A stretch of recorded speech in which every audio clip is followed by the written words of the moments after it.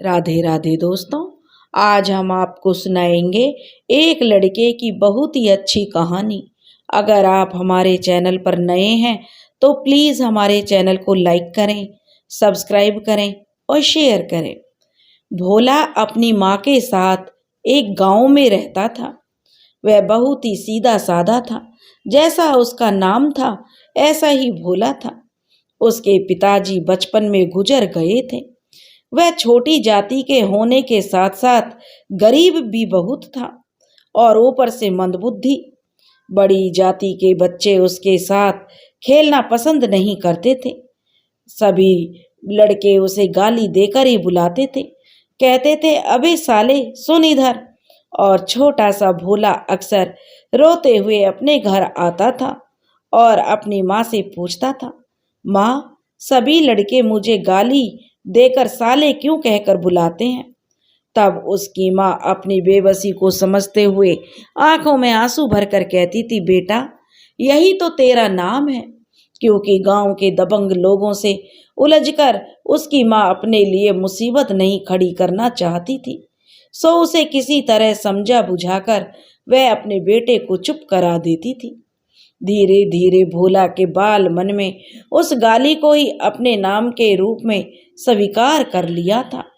ऐसे ही माहौल में धीरे धीरे दिन गुजरते रहे। भोला अब 17 साल का लड़का बन चुका था। उसके सभी साथी या तो पढ़ने के लिए जाते थे या रोजगार के लिए।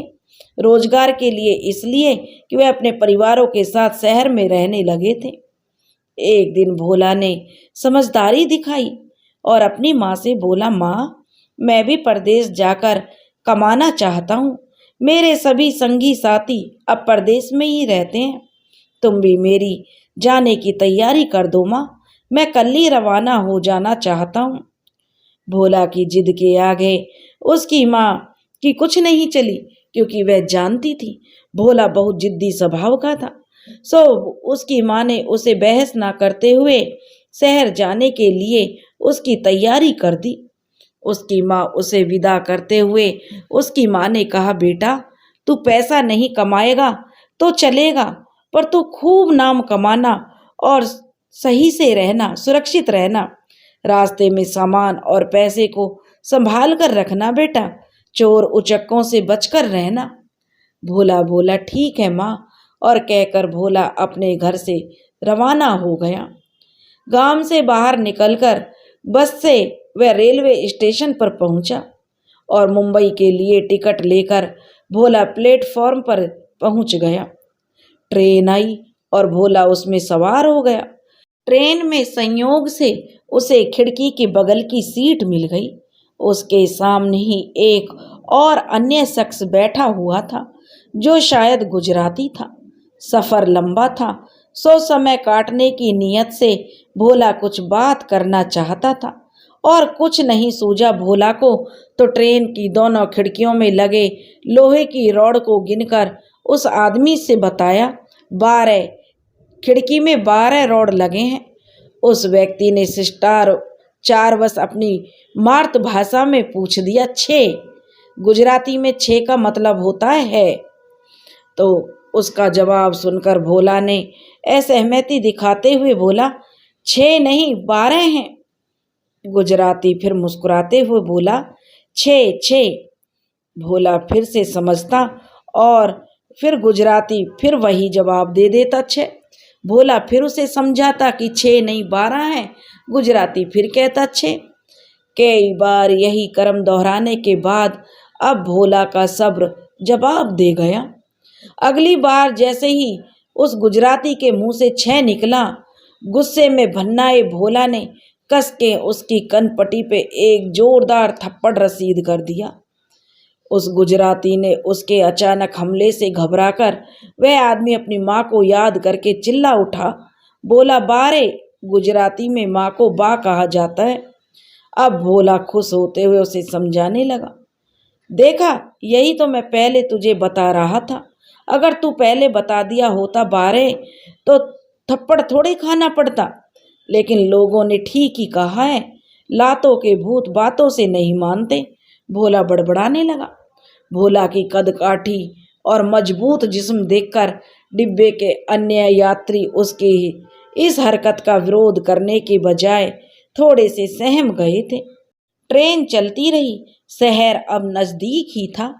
टिकट चेक करने वाला टीटी डिब्बे में सभी के टिकट चेक कर रहा था। टीटी ने आकर भोला से भी टिकट मांगा तो भोला बैठे बैठे ही लापरवाही से बोला, साहब मेरे पास तो टिकट है, आगे जाइए और उनसे टिकट मांगिए जिनके पास नहीं है। टीटी कहने लगा, अरे मैं वही तो कर रहा हूँ। तो भोला कहने लगा, तो मैंने भी तो बता दिया आपको कि मेरे पास टिकट है, आप सुन नहीं रहे हैं। टीटी कहने लगा, मैं भी तो वही टिकट तुमसे देखने को मांग रहा हूँ, टिकट दिखाने में तुम्हें क्या परेशानी है। अब भोला सीट से अपने दोनों पैर नीचे करते हुए बोला, तो आप ऐसे नहीं मानोगे, लगता है आपको जूता उतारना ही पड़ेगा। जूता उतारूं क्या? भोला ने कहा।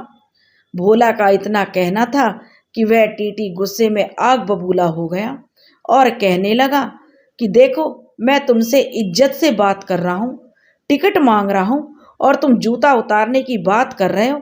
ठहरो, अभी बताता हूँ। टीटी ने आगे खड़े सिपाही को आवाज लगा दी।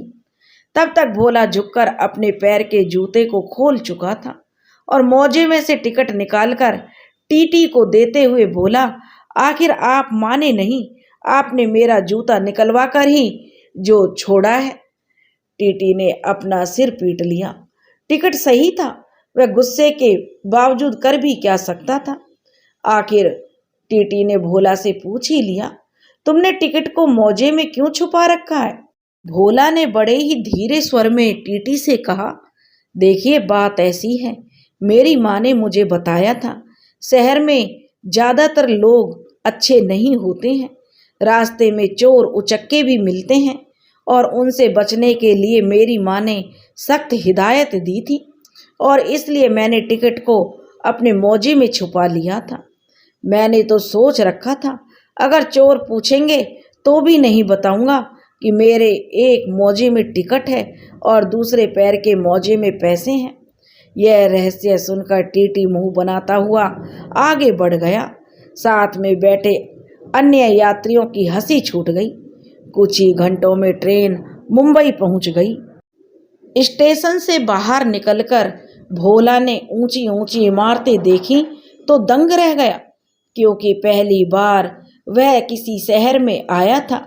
शहर की भीड़ भाड़ और चकाचौंध को देखकर वह बहुत ही आश्चर्यचकित हो रहा था। सोचने लगा, अरे बाप रे, इतनी भीड़ तो हमारे गांव में ठाकुर की बारात में भी नहीं हुई थी। सोचता हुआ भोला वह सड़क पार करने की सोच ही रहा था। तभी एक तरफ से आती डबल डेकर बस देखकर वह घबरा गया और बोला, अरे बाप रे, यहाँ तो बस भी बस पे सवार होकर चल रही है, अगर कहीं झटके से नीचे गिर गई तो राम जाने क्या होगा। किसी तरह सड़क पार करके भोला महानगर पालिका भवन के सामने आजाद मैदान में पहुंचा। शाम का समय था। मैदान के कई हिस्सों में बच्चे क्रिकेट खेल रहे थे। गांव में पला भोला क्रिकेट से अनजान था। बड़े ही हैरत अंदाज में वह बच्चों को खेलते हुए देख रहा था और सोच रहा था, कैसा बेवकूफ़ है ये, पता नहीं क्या खेल खेल रहे हैं, ऐसे बेवकूफ़ बच्चे नहीं देखे।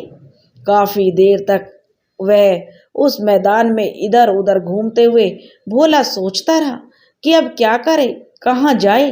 इतने बड़े शहर में कोई परिचित भी नहीं था जहाँ चला जाए। सोचते सोचते उसके कदम चलते रहे।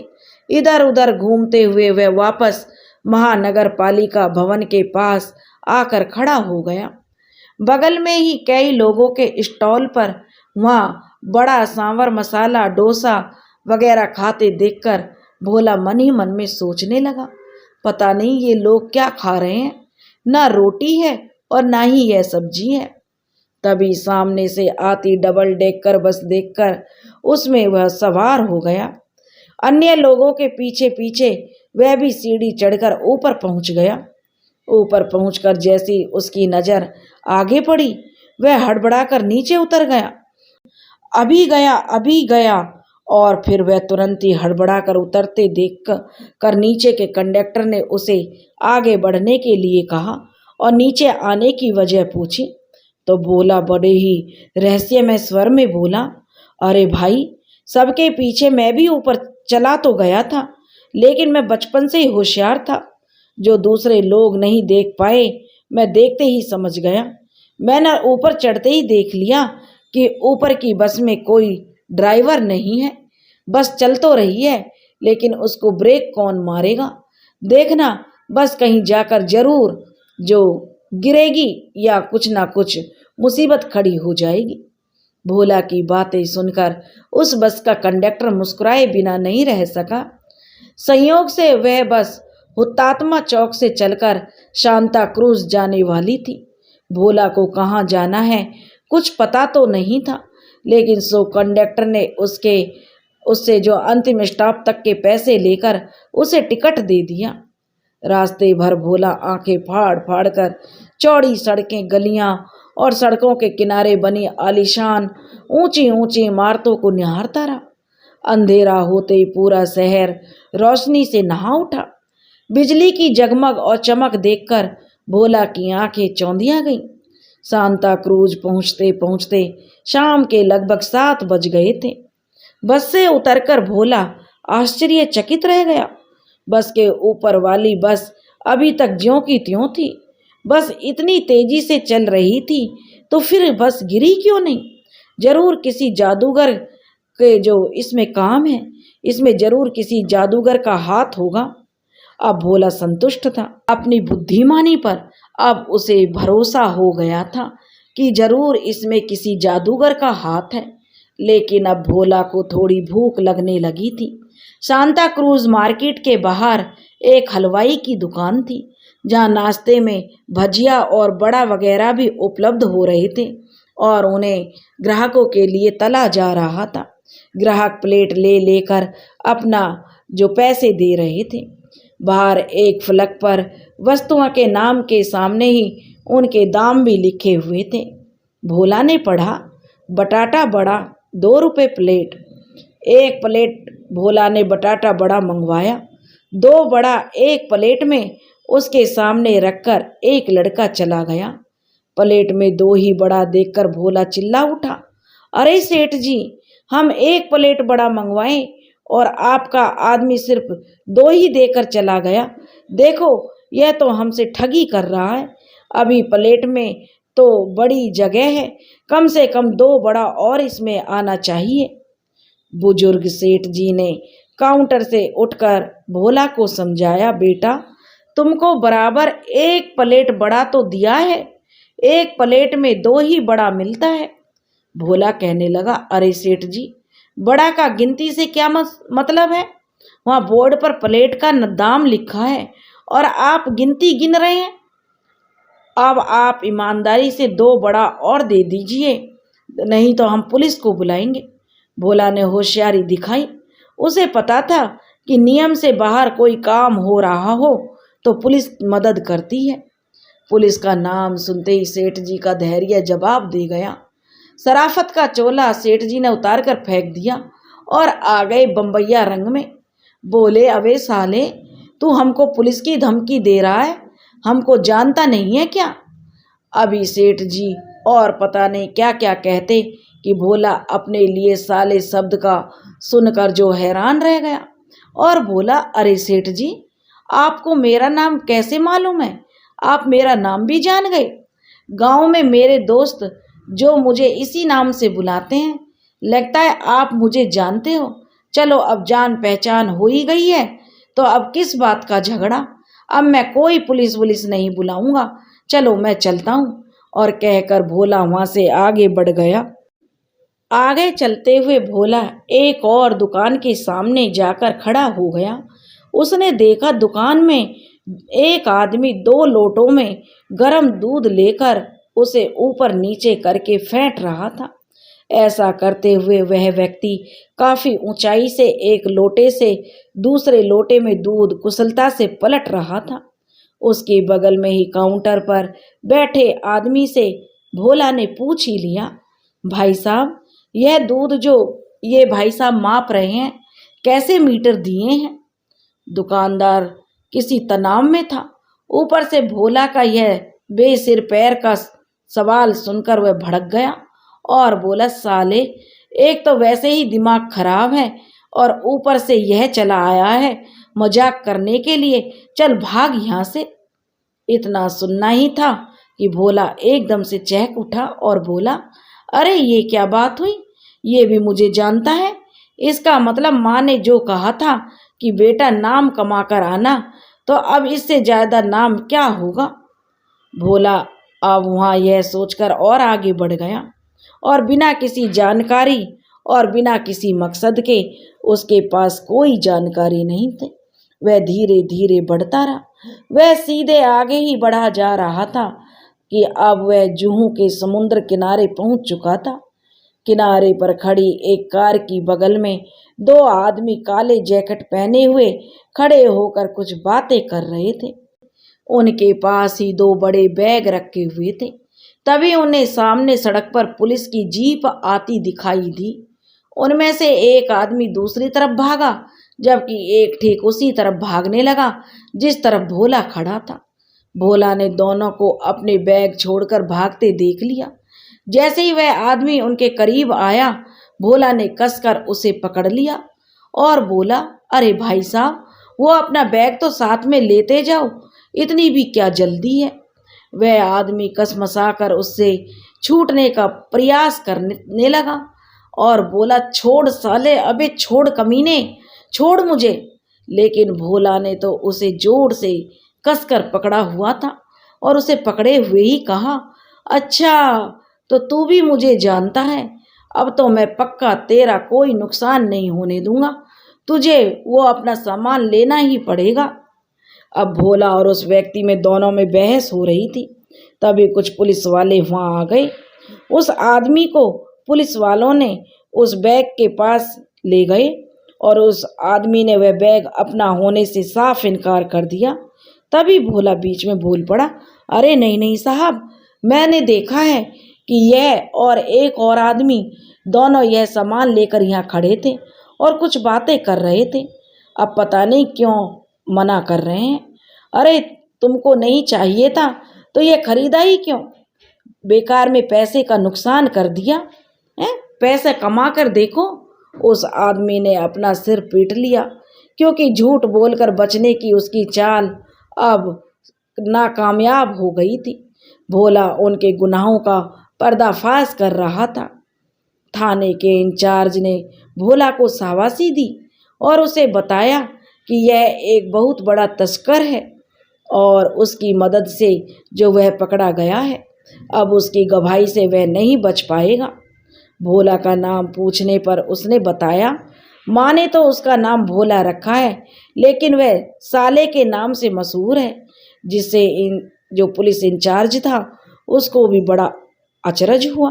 वह हैरानी से उसका पता पूछकर उसे कुछ दिनों बाद आने के लिए कहकर उन्होंने भोला को भेज दिया। पुलिस चौकी से निकलकर भोला एक पार्क के सामने लगे बेंच पर सो गया। सुबह देर से नींद खुली थी उसकी। उठकर वह उसे कुछ काम धाम करने की चिंता सताने लगी। वहीं बैठे हुए वह सोचने लगा कि अब वह क्या काम करे और कहाँ जाए। कुछ देर भोला वहीं बैठा रहा और सामने की इमारतों के सामने देखता रहा। फिर वह वहाँ से उठा और सामने की इमारत के सामने जाकर खड़ा हो गया। वहाँ एक बोर्ड पर लिखा था, यहाँ मेहनती आदमियों की ज़रूरत है, खाना फ्री में मिलेगा। बस फिर क्या था, भोला ने सोच लिया, बस उसे यही पूछना चाहिए। संयोग से उसे जहाँ पूछना था वह ऑफिस खुली हुई थी। ऑफिस के सामने जाकर इधर उधर देखा और किसी को ना पाकर सीधे ऑफिस में घुस गया। अचानक भोला को सामने देखकर ऑफिस में बैठा हुआ शख्स बहुत नाराजगी भरे स्वर में बोला, क्या तुम्हें इतना भी नहीं पता है कि किसी के ऑफिस में प्रवेश करने से पहले आने की इजाज़त लेनी पड़ती है। इतना बोलते ही भोला बोल पड़ा, अरे तो मैं कहाँ ऑफिस में रहने आया हूँ, मैं तो यही पूछने आया हूँ कि आपकी इजाज़त हो तो अंदर आ जाऊँ। सामने बैठे शख्स ने अपना सिर पीट लिया और बोला, और अंदर आने की जरूरत नहीं है, बोलो क्या काम है। भोला बोला, लो जी, आप हमसे पूछ रहे हो क्या काम है। अरे भाई, काम मिलेगा या बोर्ड लगाए आप बैठे हो और हमसे पूछ रहे हो कि क्या काम है। तो वह बोला, हाँ हाँ, आप बताओ क्या काम है। भोला ने अपना दिमाग चलाया तो सामने वाले का दिमाग घूम गया। वह बोला, अच्छा, तो तुम काम के चक्कर में आए हो, बताओ क्या काम कर सकते हो। उस आदमी ने भोला से पूछा। तो भोला बोला, अरे क्या साहब, हम आपको कहीं से भी बेकार नजर आ रहे हैं क्या? यह कहो कि हम क्या नहीं कर सकते। ईश्वर की दया से हम सब कुछ कर सकते हैं। दिमाग तो हमारा बचपन से ही बहुत तेज है। भोला ने थोड़ा गर्व से गर्दन ऊंची करते हुए कहा। तो वह व्यक्ति बोला, अच्छा ये बताओ, तुम गाड़ी चला लेते हो? भोला बोला, अरे क्या साहब, आप भी ऐसी मामूली सा काम पूछ रहे हैं। गाड़ी तो हम बचपन से ही चला रहे हैं ना। छोटे थे तब एक टायर लेकर उसी का गाड़ी बनाकर चलाते थे। कुछ बड़े हुए तो अपने पड़ोसी काका का ठेला हम उठाकर उस ठेले पर जो चौराहे तक ले जाते थे और फिर रात को ले आते थे। रामलाल काका को भी अपनी बैलगाड़ी लेकर कहीं जाना होता था तो मुझे ही बुलाते थे, कहते थे, भोला तू बढ़िया गाड़ी हाँकता है। भोला ने पूरी जानकारी उस आदमी के सामने खोल कर रख दी। वह आदमी बोला, अच्छा अच्छा ठीक है। वह व्यक्ति बोला, हम समझ गए, तुम बेगारी का काम कर लोगे ना? तो भोला बोला, क्यों नहीं साहब। तो वह व्यक्ति बोला, ठीक है। भोला ने अपनी सहमति दी तो उस व्यक्ति ने कहा, तुम्हें एक दिन के 25 रुपये मिलेंगे, मंजूर है? तब भोला बोला, ठीक है। भोला को तो काम ही चाहिए था, सो वह तुरंत ही तैयार हो गया। बोला, ठीक है, अब बाहर जाकर तुम खड़े हो जाओ, हमारा आदमी आएगा तो वो तुम्हें काम समझा देगा। कहकर उस आदमी ने उसे बाहर जाने का इशारा किया। भोला बोला, अरे काम तो आपने बता ही दिया है, अब तो वह आदमी क्या बताएगा। भोला ने जो फिर से प्रश्न किया तो वह आदमी, जो कि अब तक काफी परेशान हो चुका था, अचानक झल्ला कर बोला, साले एक बार कहा हुआ तुझे समझ में नहीं आता क्या? तुझे बाहर जाने को कहा है ना। तो भोला बोला, अरे वाह साहब, आप भी मुझे जानते हैं, पहले नहीं बताया। अच्छा, इसलिए अब जब मैं अंदर घुस गया था तो आप कुछ नहीं बोले और बड़ी आसानी से मुझे काम भी दे दिया। नहीं तो सुना था शहरों में काम खोजते खोजते चप्पल घिस जाती है। पर कोई बात नहीं साहब, मैं बाहर खड़ा हूँ। कहकर भोला बाहर निकल गया। कुछ देर बाद एक आदमी आया और भोला और उसके साथ खड़े कुछ लोगों को अपने साथ लेकर एक निर्माणाधीन इमारत के पास ले गया। वहाँ एक दूसरे आदमी से मिलाते हुए कहा, ये तुम्हारे मालिक हैं, ये जो बोलेंगे तुम्हें करना है और शाम को यही तुम्हें पैसे भी देंगे। ये इतना कहकर वह आदमी वहाँ से चला गया। भोला अन्य मजदूरों के साथ वहाँ बेगारी का काम करने लगा। वहाँ पर काम करते हुए भोला को कुछ दिन हो गए और कुछ दिन काम कर भोला ने किया और उस दिन इमारत में छत ढालने का काम चल रहा था। एक नया सा आदमी सिर पर बड़ी सी टोपी लगाए मजदूरों को निर्देश दे रहा था। भोला ने साथी मजदूरों से पूछा, भाई यह आदमी कौन है और कुछ भी कर नहीं रहा, खाली बात ही बात कर रहा है, मालिक इसको पैसे क्यों देगा? तब वह मजदूर ने कहा, अरे भोला ये इंजीनियर है, मालिक इसको हम लोगों से 100 गुना ज़्यादा पैसे देगा। भोला बोला, अरे यह बात भोला को कुछ हजम नहीं हुई। उसे तो बड़ा अटपटी लगी कि मेहनत तो हम कर रहे हैं और इसे 100 गुना जो आमदनी मिलेगी हमसे ज़्यादा। आखिर वह आदमी कुछ भी नहीं कर रहा और पैसे इतने ज़्यादा उसे मिलेंगे। भोला बोला, यह क्या बात हुई? दोपहर के भोजन के अवकाश में भोला सीधे उस आदमी के पास पहुंच गया और नमस्ते करके उसने उस आदमी से पूछ ही लिया कि आप हमारे साथ कुछ काम तो करते नहीं हैं। फिर मेरा साथी बता रहा था कि मालिक आपको बहुत पैसे देता है, ऐसा क्यों है? तो वह व्यक्ति बोला, क्योंकि मैं इंजीनियर हूँ। और उस बेचारे इंजीनियर ने उसे बताया। तो भोला बोला, ये इंजीनियर क्या होता है? भोला ने पूछा तो वह कहने लगा, और क्या करता है? इंजीनियर समझ गया था कि यह मंदबुद्धि इंसान है, इतनी जल्दी पीछा नहीं छोड़ेगा। वहीं नजदीकी इमारत के एक खंबे पर अपनी हथेली रखकर भोला से बोला, देख भोला, अब तू मेरी हथेली पर पूरी ताकत से घूंसा मार, फिर मैं बताऊंगा कि इंजीनियर किसे कहते हैं।